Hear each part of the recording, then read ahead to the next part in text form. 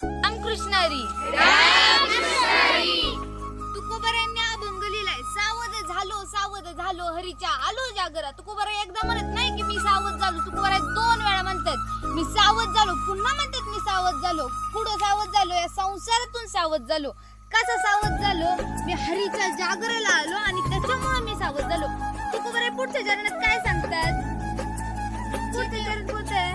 जेथे वैष्णवांचा भार जय जयकार गरजत असेल. जेथे वैष्णवांचा भार म्हणजे देवाला काही भार आहे का वैष्णवांचा? तर अजिबात नाही. जिथे वैष्णवांची एकदम गर्दी जमलाय, जिथे वैष्णवांचा मेळावा आहे, पूर्ण सगळे वैष्णव म्हणजे काय, सगळे वारकरी समूहाने त्या भगवंताला भेटायला जातात.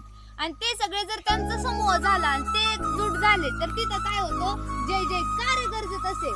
तिथं भगवंताचा जय जयकारच होत असतो. पुढे तुकोबाराय काय सांगतात? म्हणजे बरेच जणांना एकदम झोपायची सवय आहे, पण तुकोबारायांच्या म्हणण्याचा अर्थ तसा नाहीये की पळून गेली झोप. मग तसं तर आपण घेतलंच पाहिजे की आपण झोपलं नाही पाहिजे जास्त.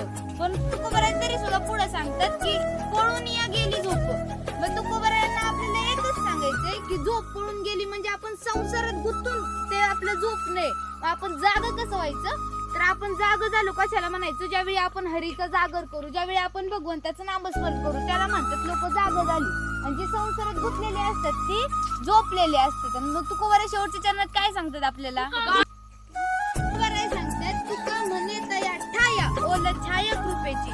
म्हणजे तुकोबाराय म्हणतात की जर मी त्या देवाच्या भगवंताच्या कुशीत गेलो, जर मी त्याचं नामस्मरणात दंग झालो, जर त्या वैष्णवांच्या मेळाव्यात गेलो तर ओल छाया कृपेची म्हणजे मला त्या ह्या संपूर्ण संसाराच्या उन्हामध्ये छाया त्या भगवंताचीच भेटणार आहे, सावली त्या भगवंताच्याच कृपेची भेटणार आहे.